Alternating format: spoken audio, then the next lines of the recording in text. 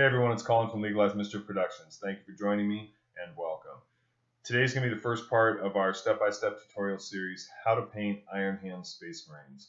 Iron Hands are one of the original founding chapters of Space Marines, and they have always been popular, but they're only going to get more popular with their new Codex supplement that's coming out next weekend. So I wanted to get a tutorial out to show this really cool scheme that I developed for Iron Hands. That is pretty straightforward. There's a little bit of finesse, but at the end of it, we're going to have this really cool kind of bronzed, oiled, shiny armor. This kind of metallic black, but it has some color and it has some character to it.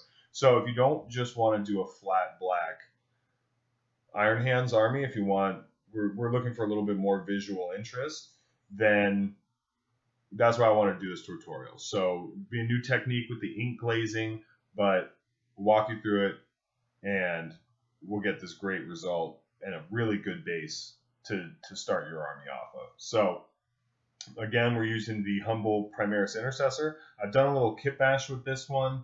These are one of the easy to build intercessors. I clipped off the shoulder pads and I added Mark III pads from the Plastic Horse Heresy range, and also a Mark II helmet from Forge World.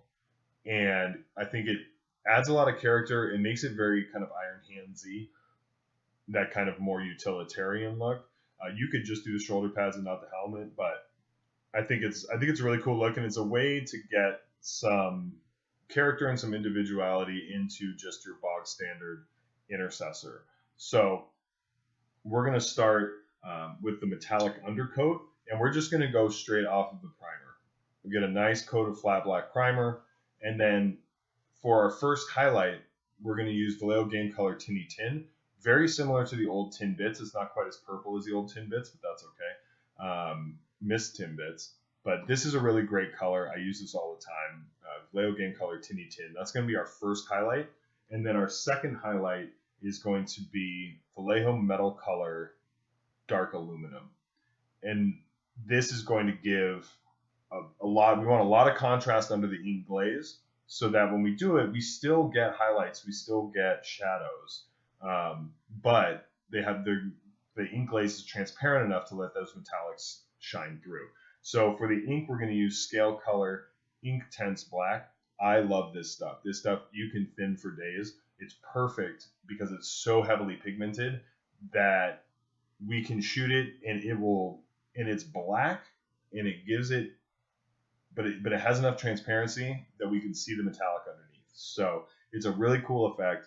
It sounds harder than it is, but we're going to walk you through it. So first things first, we're going to thin some of this Tinny Tin and start laying down the base coats just like we did with the Ultramarine, just like we did in our grayscale tutorial.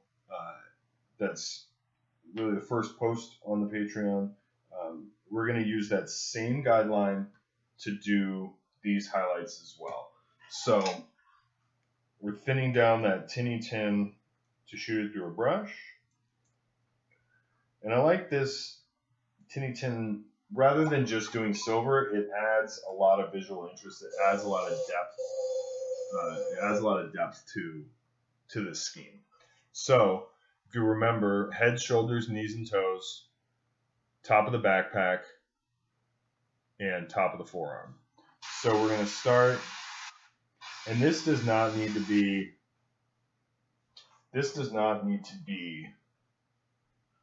the most controlled highlight ever. We want there to be a good amount of this color. We don't want to do just a full base coat because we want those shadows to stay black and maintain those shapes. But we want this to be a noticeable base coat or a noticeable highlight. So head, shoulders, and just like we did on the Ultramarine, we're leaving that back area black excuse me, leaving that back area black to get that shadow, to get that shape. Top of the backpack, top of the forearm, that hand, top of the forearm.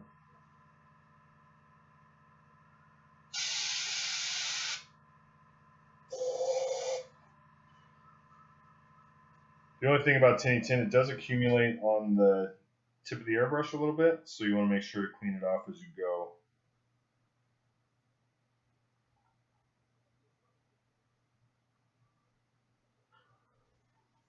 So top of the forearm, that front hand, top of the knee, that knee, top of the foot, top of the foot. So you can see we have that metallic developing, but we also still have black in the shadows. We want to get that little hip plate, a little bit on the ankle, and you can see this is not as controlled as the highlights that we would do, where if we were doing like a flat color, or if we were leaving this scheme, top half of the backpack,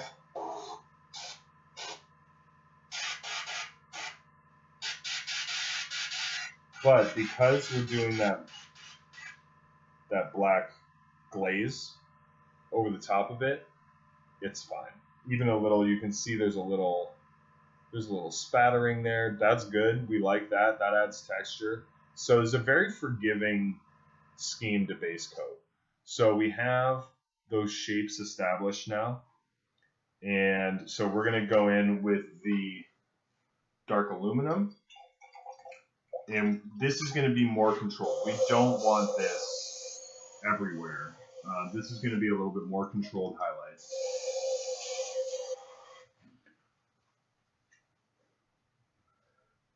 Because you can see how much of this model we did with the Tinny Tin, but we left this area again, like we did with the ultramarine, like we did in the grayscale. We left that mid area black to elongate the model. We left, behind there, underneath there, we left black to elongate the model. So we're still doing the same. We're still using the same techniques. We're still using the same theory that we did when we did the other Marines. It's just a little faster, a little looser, because that glaze is going to come in and just kind of even everything out. But this is the point where we want to get a little bit more control on the highlights. So again, head, shoulders, knees, and toes, top of the backpack, top of the forearms. So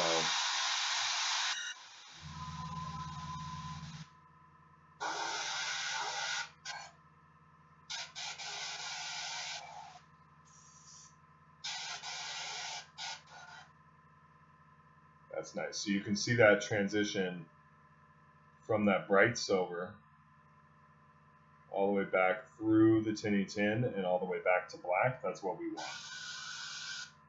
So a little bit of silver, a little bit there. That was a little heavy, but that's okay. That's just that little front hand there.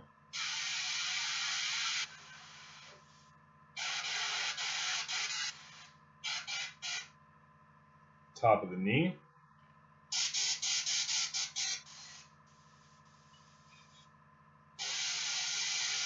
Top of the knee. A little hip plate. Top of the foot, top of the foot. A little bit on the ankles. A little bit on that hip plate. Back of the foot, back of the leg. And just a little bit on the top half of that backpack. So you can see that's a little heavy on that leg. Not super heavy. That's too silver there. We're going to lose a lot of that copper Tinny Tin kind of undercoat. So real quick, we're just going to go back with just a little bit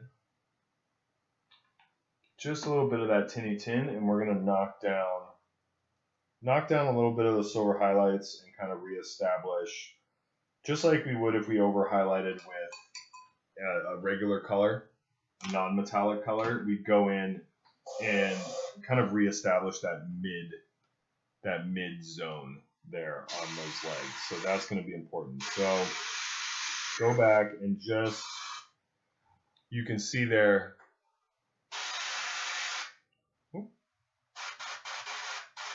what a difference that made.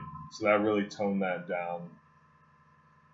And that's good. That's what we want. We can even go on the shoulder pad and kind of touch that up a little bit just to get more contrast. So then it's really the silver's on the top, and then it goes about halfway down. It goes into that tinny tin. So this shoulder looks good. We go from the silver. I realize it's hard to film metallics, but silver, and then you can see the color change going back and then all the way back to black. So this little hip plate got a little hose with silver. So we're going to go in, and you can see there, just tone that down a little bit.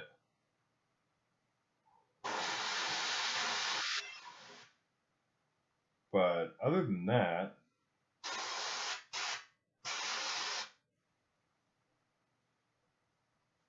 I think we're looking pretty good.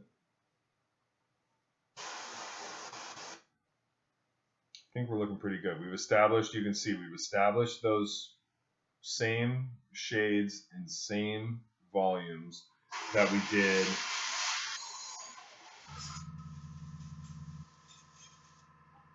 for like the ultramarine tutorial. We're establishing those same shapes and volumes with the base coat. So now comes the fun part. Now's the part where we go from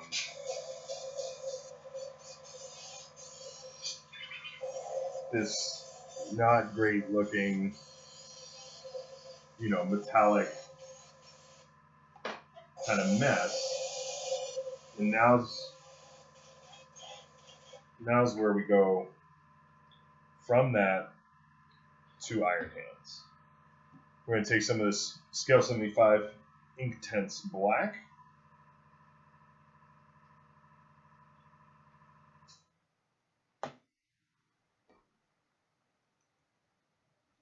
And we're going to water it down.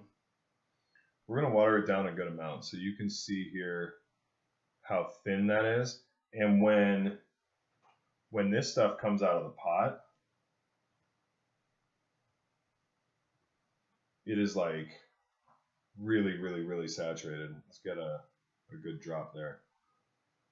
So this is really saturated. You can see that how saturated that ink is. It's crazy. So you can thin this.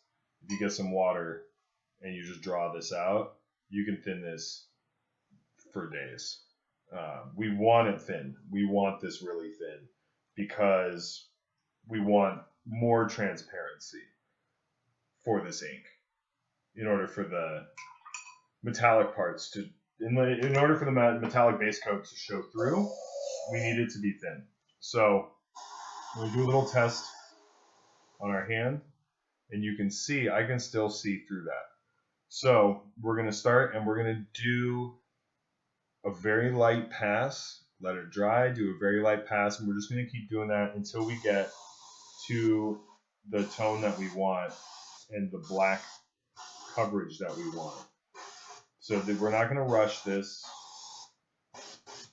but this is going to be the majority of the work on the armor of this model, because once we finish this stage, it's pretty much, and you can see it's already darkening it.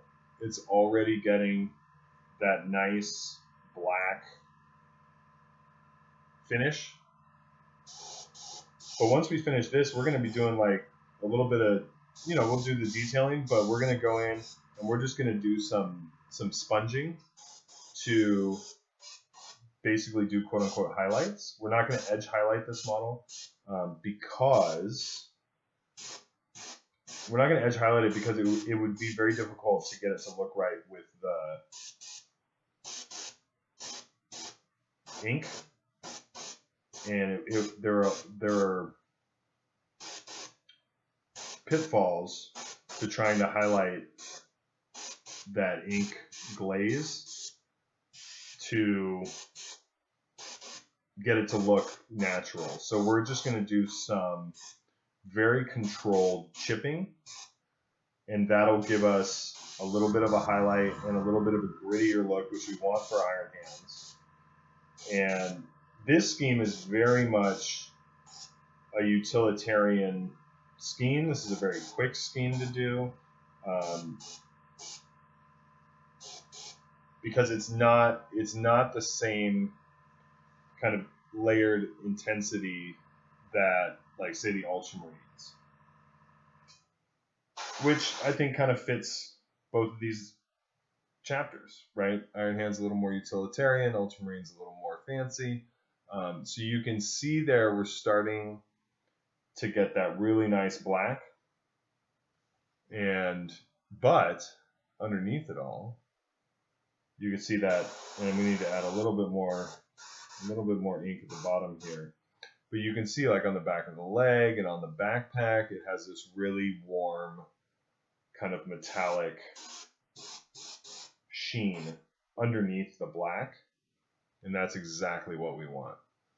So you can see, especially on, like, the helmet and the forearm, the shoulders, you can really see that oily kind of tin effect. Really, really cool. And we're going to go back and we'll satin varnish this at the end, and that's really going to set it off with that look. So, and that's it. That's it for part 1 of our tutorial.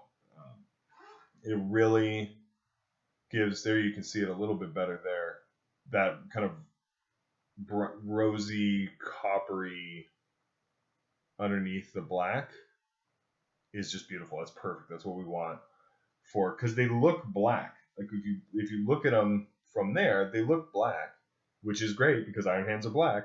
But when you pick the model up and when you look at it, there's more visual interest there. There's more to see. And I'm really excited about developing this scheme further and doing some of the detailing and really just dialing these guys in. It'll give you a really nice looking army in a pretty short amount of time. So stay tuned. Part 2 will be out very soon. We'll start doing some of the metallic detailing. And this guy's going to go quick. We're going to do some, like I said, the sponge kind of highlighting, metallic detailing, and we're going to move along on this model. This model is not going to take a ton of time. So I'm really excited about this one, and hope you enjoy the tutorial. If you have any questions, as always, leave them in the comments, shoot me a message, and happy painting, as they say. We'll see you soon.